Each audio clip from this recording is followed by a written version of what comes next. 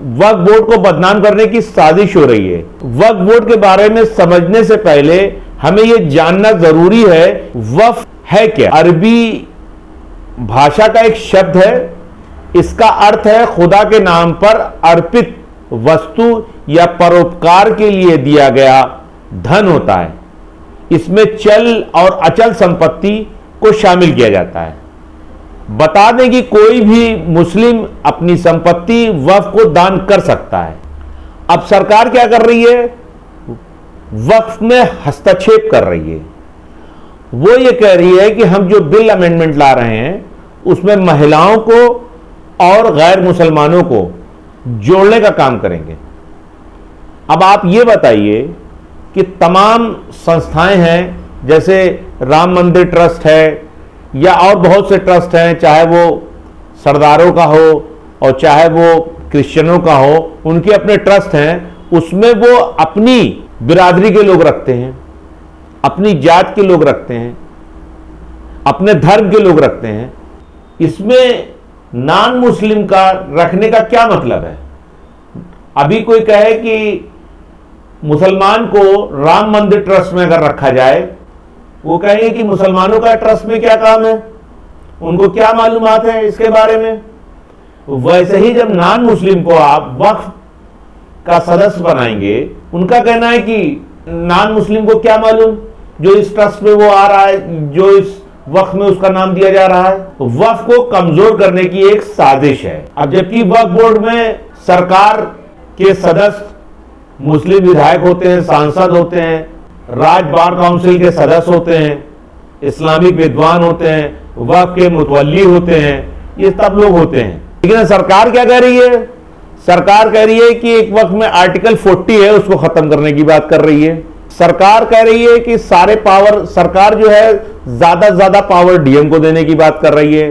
अच्छा, डीएम कहेगा कि भाई आप ऐसा करिए, आप वक्फ डीड दिखाइए।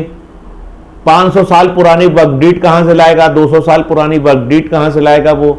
और जो वक्फ डीड में नाम नहीं है, अगर वक्फ डीड जो नहीं दिखा सकते, उनको जो है वो सरकार को अपने कस्टडी में ले लेगी, कह देगी वक्फ की प्रॉपर्टी नहीं है। नंबर 1। नंबर 2, वो ये कहेगी कि आप जो है जो वक्फ बाय यूजर हैं, जो वक्फ यूजर हैं, यानी कि वक्फ यूजर उसे कहते हैं जैसे किसी मस्जिद में नमाज पढ़ी जा रही है तो उसको यूज हो रही है और ये वक्फ यूजर कहलाती है। वक्फ यूजर खत्म करने की बात कर रही है, वो वक्फ यूजर मानने को तैयार नहीं है। जबकि ये है नियम, जबकि ये है कि जहां जो इबादतगाह, जिसकी जो इबादतगाहें हैं उसमें वो इबादत कर रहा है अपनी, तो उसको वक्फ यूजर कहा जाता है। तो कुल मिला के वक्फ को कमजोर करने की बात हो रही है। यहां पर देश में सबसे पहली बार 1954 में वक्फ एक्ट बना था। इसी के तहत वक्फ बोर्ड का भी जन्म हुआ। इस कानून का मकसद वक्फ पे जुड़े कामकाज को सरल बनाना था। एक्ट में वक्फ की संपत्ति पर दावे और रखरखाव तक का प्राविधान है। अब मीडिया रिपोर्ट्स ये बताती है कि वक्फ बोर्ड के पास 12 लाख करोड़ रुपए की संपत्ति है।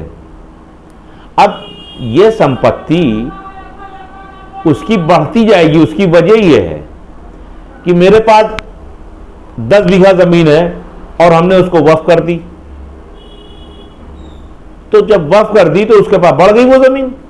किसी ने अपना मकान दे दिया, तो किसी ने अपनी दुकान दे दी, तो किसी ने अपनी जमीन दे दी, अपनी जायदाद दे दी, उसकी जमीन बढ़ती चली गई।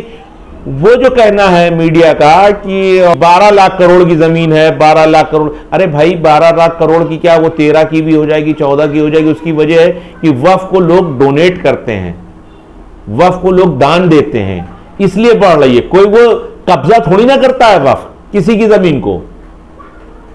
जो उसको दे दी वो उसने एक्वायर कर ली, जो उसको दे दी वो उसने ले ली। वक्फ बोर्ड केयरटेकर है, मालिक नहीं है। रख रखाव के लिए उसको एक केयरटेकर का काम दिया गया है। जो प्रॉपर्टी जो उसके पास है उसकी सिर्फ देखरेख की बात है, कोई मालिक नहीं है वक्फ बोर्ड। मुद्दों से भटकाने का काम जितना ये सरकार करती है उतना कोई सरकार नहीं करती है। जैसे कि महंगाई, भ्रष्टाचार पे बात होनी चाहिए कि इतनी जबरदस्त महंगाई है, भ्रष्टाचार है, उस पर कोई बात ही नहीं हो रही है। बेरोजगारी है, उस पर कोई बात ही नहीं हो रही है।